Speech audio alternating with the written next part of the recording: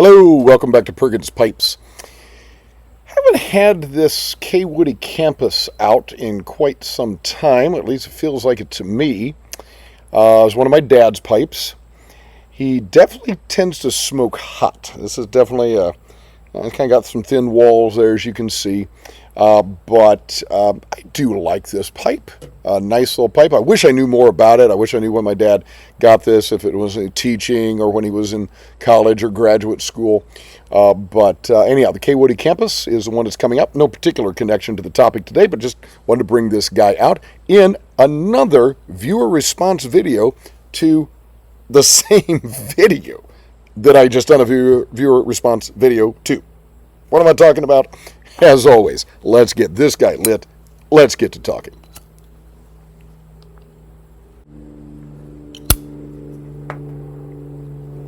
So,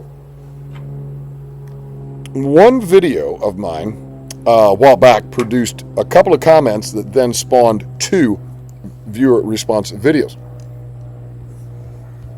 Now, the video in question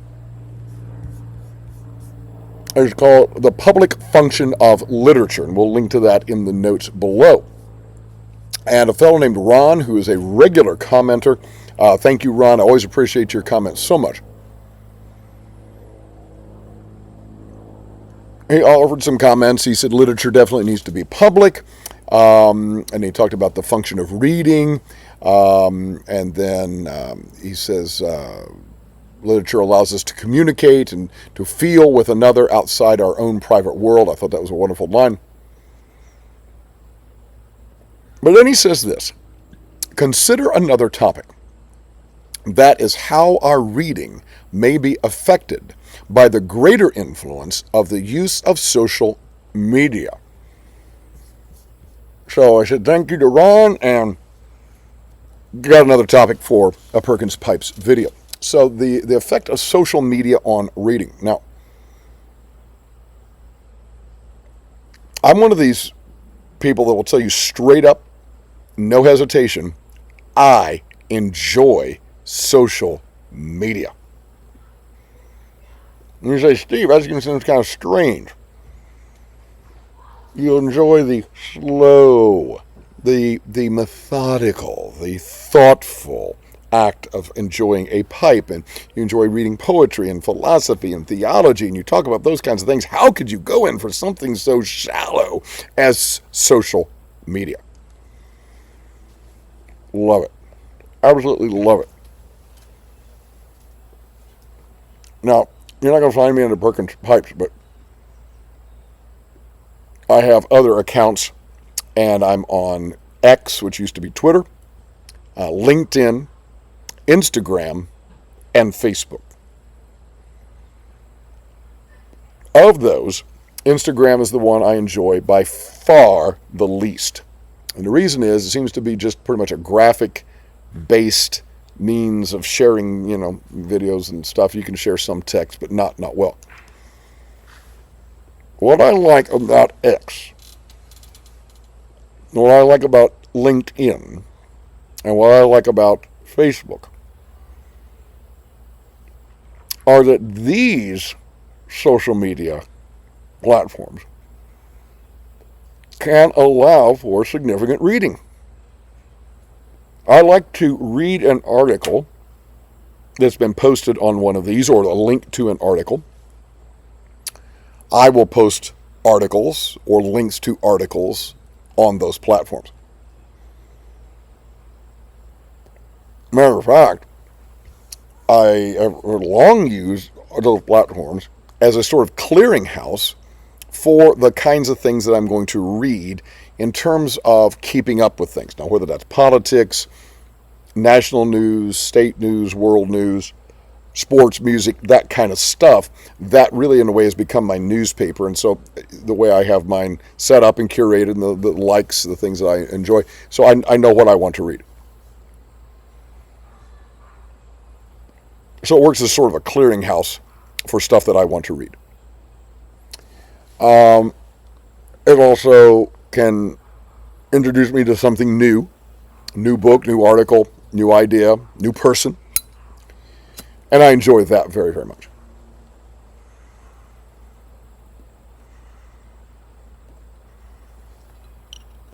Now, I would like to imagine that many people use social media the way I do. I'd like to think that. You and I both know I'd be wrong. There's the old joke, I mean, about, how many cat videos, how many pictures and videos of your dinner can you post online? A lot of people do post a lot of nonsense. And some of that stuff's funny, and it's just, harmless laugh, a meme of something. Okay, and I can laugh at that. Where I think Ron is getting, or the point he's getting to, is the effect of that on longer and deeper sorts of really substantive reading. If all we're taking in are dumb videos, and I hope you don't think that Perkins Pipes is a dumb video, but if all you're taking in are just, goofy little videos, little shorts, little reels, endless scrolling through memes, clickbait headlines, then that is going to affect your attention span and your ability to read for a sustained period of time, and therefore to read something that is deeper in content. Because reading really is a skill, and you have to develop it. And I want to tell you something, you could be a runner, and man, if you don't run for 3-4 months, you're out of shape, and you got to get back into shape. If you ride a bike, you don't bike for a while, you got to get back into shape, right? You know how that is. Well, that's true for our physical body, and it's true for the mind as well, especially when it comes to reading. So if all you're doing is consuming short, shallow pieces, and many of which are not verbal, but are video based, then yeah, I think that does affect. And since this was a comment on the public function of literature, Ron made it was an excellent point to make on that video. In that video, I talked about a book I'd been reading on Alexander Pope, and even talking about in the 1700s, the shift between a public function for literature and poetry to a purely private enjoyment, and then something else, some other kind of communication that is public. And I think Ron may be right. I fear that Ron is right, that the kinds of reading that so many people do is of the short, shallow variety online. So yes, to answer Ron's question, it is affecting. I think it is affecting. Whether that's the only reason that my high school students do not seem to possess the vocabulary and the ability to engage, again, broadly and deeply, and that's not to say that they are all that way, but that many are that. I think some of it is because of social media. I think there's other factors at work as well. Highly recommend the book, and I think I've done an episode on it, called The Anxious Generation by Jonathan Haidt. We'll link to that as well. He explores many facets of why it seems to be that the high school students and university students maybe don't seem to possess the abilities that they once had, and so forth. So I think that's right. So I want to ask some questions here.